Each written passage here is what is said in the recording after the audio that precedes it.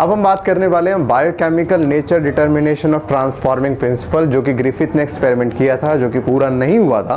अब हम उसको पूरा पढ़ेंगे। देखो, हमने लास्ट टाइम देखा था वीडियो में कि ग्रिफिथ ने एक्सपेरिमेंट किया, लोगों ने पूछा जेनेटिक मटेरियल क्या है, उसने कहा जो ट्रांसफॉर्मिंग प्रिंसिपल है वही हमारा जेनेटिक मटेरियल है, लेकिन कहीं ना कहीं उसका बायोकेमिकल नेचर का डिटर्मिनेशन वो नहीं कर पाया था। तो अब हम उसी एक्सपेरिमेंट को आगे कंटिन्यू कर रहे हैं। And this experiment was performed by 3 scientist known as McCarty, MacLeod and Avery. Oswald Avery ये नाम थे, 3 लोगों ने मिलकर परफॉर्म किया था।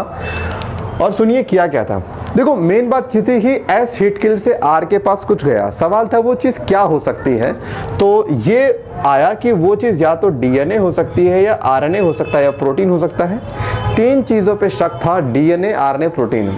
तो किया कि इन लोगों ने एस हीटकिल्ड से वो तीनों चीज़ें निकाल ली, डीएनए, आरएनए और प्रोटीन, और इन तीनों कंटेंट को 3 टेस्ट ट्यूब में डाल दिया। ये जो मैंने अलग अलग कलर रिप्रेजेंट करे हैं, ये रिप्रेजेंट कर रहा है, एक इसमें से रिप्रेजेंट करेगा आरएनए को, एक करेगा डीएनए को और एक करेगा प्रोटीन को। तो हमने पहले टेस्ट ट्यूब के अंदर क्या किया, तीनों चीज़ें प्रेजेंट थी, डीएनए भी प्रेजेंट था, आरएनए भी प्रेजेंट था, प्रोटीन भी प्रेजेंट था।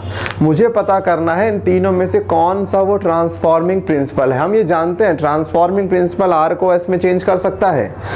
तो हमने क्या किया, हमने इस टेस्ट ट्यूब में एक एंजाइम छोड़ा, प्रोटीएज एंजाइम। प्रोटीएज क्या करेगा, प्रोटीएज इस सैंपल के अंदर एस के जो 3 पार्ट हैं, डीएनए, आरएनए और प्रोटीन, ये जो एंजाइम है ये प्रोटीन को खत्म कर देगा।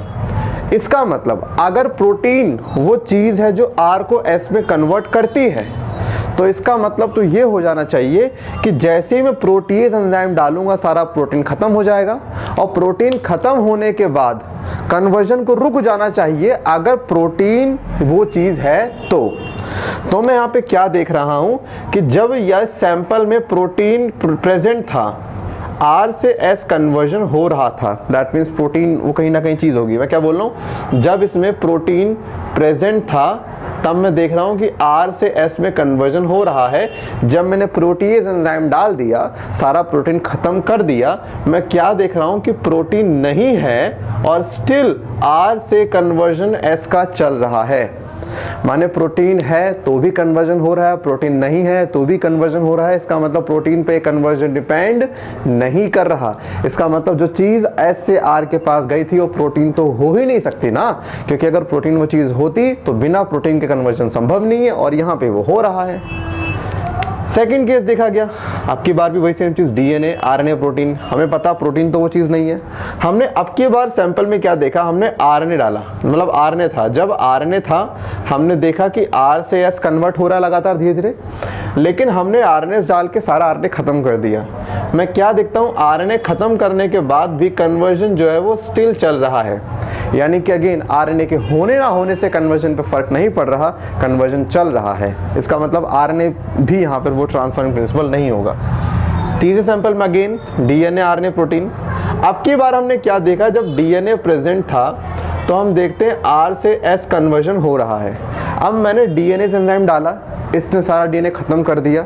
मैं क्या देखता हूँ, जैसे ही सारा डीएनए खत्म हो गया कन्वर्जन रुक गया। इसका मतलब कहीं ना कहीं क्या हो रहा है कि डीएनए है तो कन्वर्जन है, डीएनए नहीं है तो कन्वर्जन नहीं है। तो हमें कहीं ना कहीं लगा कि हाँ ये डीएनए ही है जो कन्वर्जन करा रहा है।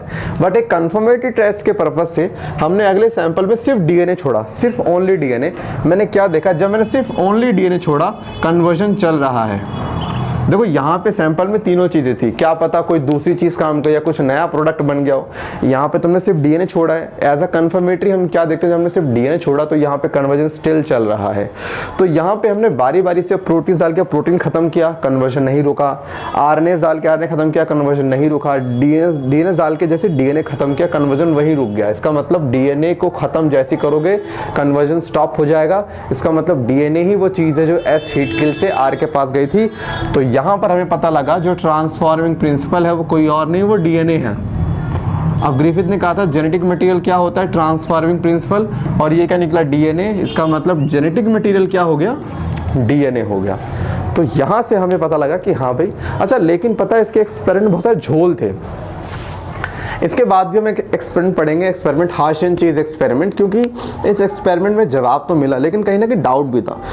बहुत सारे साइंटिस्ट ने सवाल ये उठाया कि आपका ये पूरा एक्सपेरिमेंट इस आधार पे चला है कि एस हीट किल्ड और आर ने मिलकर मारा उस माइस को, लेकिन अगर क्या हो उस माइस को ऑलरेडी कोई प्रॉब्लम रही हो, क्या पता माइस को ऑलरेडी कोई दिक्कत रही हो, आपके एस हीट किल्ड और आर के डालने से वो समस्या बढ़ गई और उसकी डेथ हो गई।